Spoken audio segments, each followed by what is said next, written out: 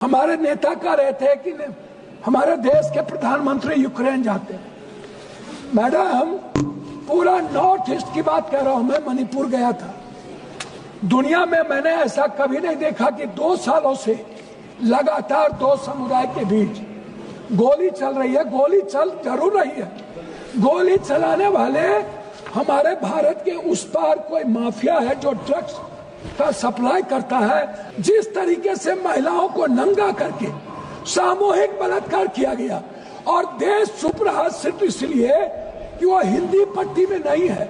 30 करोड़ लगभग लोग, बच्चियां और बेटे बेरोजगार हैं, अशिक्षित है। फार्मर को आप बटेदार को क्यों नहीं लाते? आप क्यों नहीं लाते बंधुआ मजदूर को? आप क्यों नहीं लाते? मैडम, मैं बात कर रहा हूँ। हम आना चाहते हैं रेहरी। मैं आना चाहूंगा। जो सबसे बड़ा बोझ इस हिंदुस्तान पर है वो हेल्थ को लेकर और एजुकेशन को लेकर है। मिडिल क्लास के बच्चों पर सबसे ज्यादा बोझ पड़ता है। मैं 2-3 बात कहना चाहूंगा। नहीं। मैं 2-3 बात, सिर्फ 2-3 बात कहना चाहूंगा। मैडम, बात 2-3 बात। एक तरफ अंतिम मैं कह रहा हूँ कि सहरसा में, अध्यक्ष जी धन्यवाद, मेरी तबीयत ठीक नहीं है, लेकिन फिर भी मैं 2-3 बात कहना चाहूंगा। सिर्फ इस बात को लेकर के एक तरफ ट्रंप का आतंक है और दूसरी तरफ हमारा देश संवैधानिक आतंक से जूझ रहा है। मैं आपको थोड़ा सा सिर्फ दलाल स्ट्रीट की ओर ले जाना चाहूंगा। शेयर बाजार के नुकसान 40.80 लाख करोड़ रुपया फरवरी में, जनवरी में 17.93 लाख करोड़, दिसंबर में 4.73 लाख करोड़, नवंबर में 1.97 लाख करोड़, अक्टूबर में 29.73 लाख करोड़, अब 91 लाख करोड़।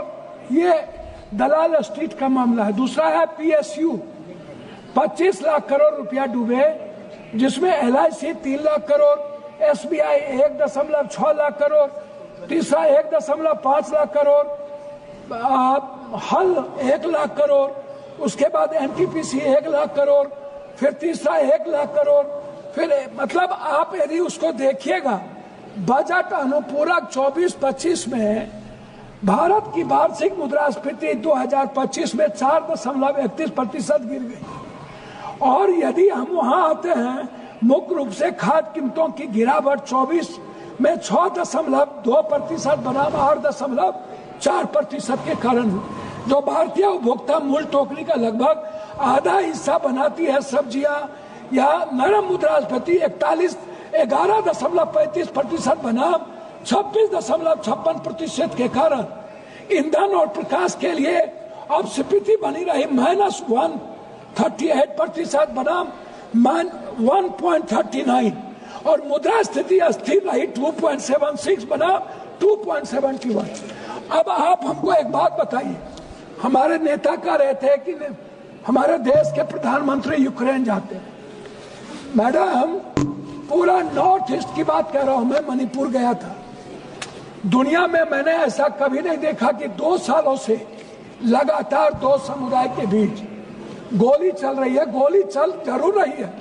गोली चलाने वाले हमारे भारत के उस पार कोई माफिया है जो ड्रग्स का सप्लाई करता है, और वो ड्रग्स में जितने लोग इन्वॉल्व हैं उसमें, मैडम, मैं नाम यदि गिनती करा दूं तो मणिपुर का झगड़ा पूरे के पूरे ड्रग्स को लेकर के है। और इसमें भारत से लेकर के कई सारे पदाधिकारी और कई सारे सामाजिक व्यवस्था के लोग इसमें इन्वॉल्व हैं। ये छोटी घटना नहीं है। पहली घटना यह है कि अपने ही सरकार को अपदस्थ करके, राष्ट्रपति शासन लागू करके और वहां पुलिस फोर्सेस के द्वारा गोली चलवाना, अभी तक गोली चल रही है।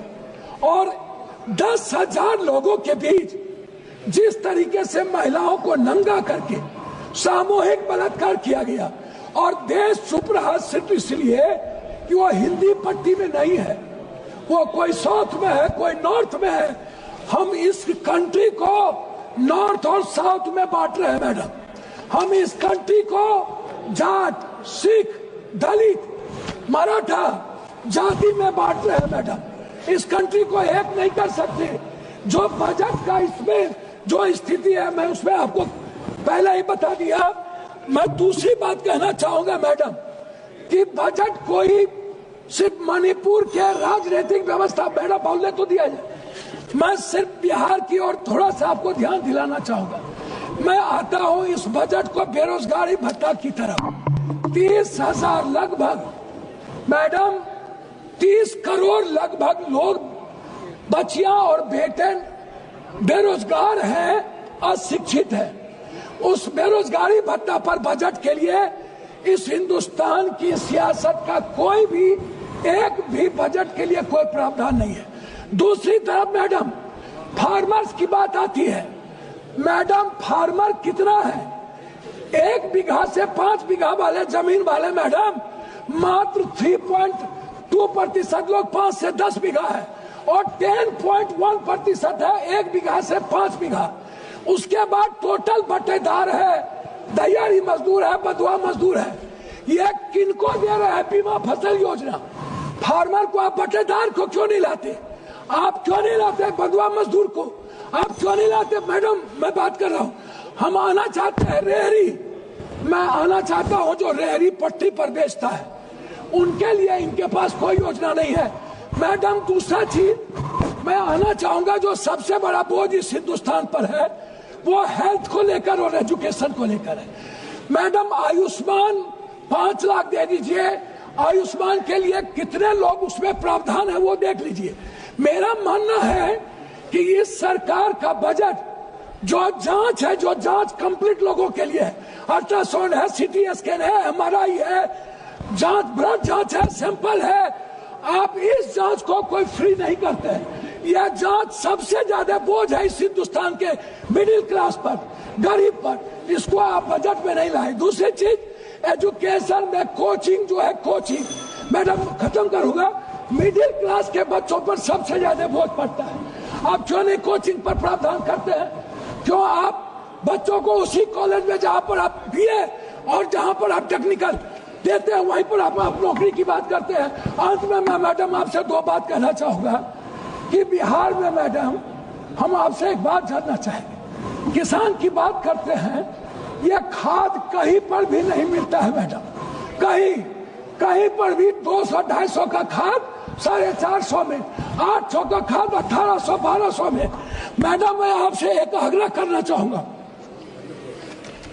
कि खाद में किसी भी कीमत पर एक प्रावधान लाया जाए और उसको कोऑपरेटिव सिस्टम के तहत मैडम एक व्यवस्था कर रहा हूं, एक व्यवस्था किया जाए।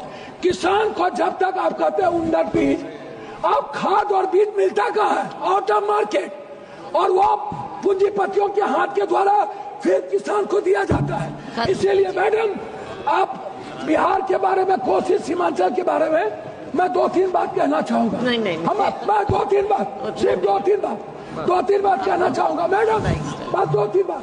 एक तरफ हम कई बार हम लोगों ने इनसे आग्रह किया, ये बार बार कहते हैं कि हमने एक पेटा में हम एयरपोर्ट की बात कर रहे हैं।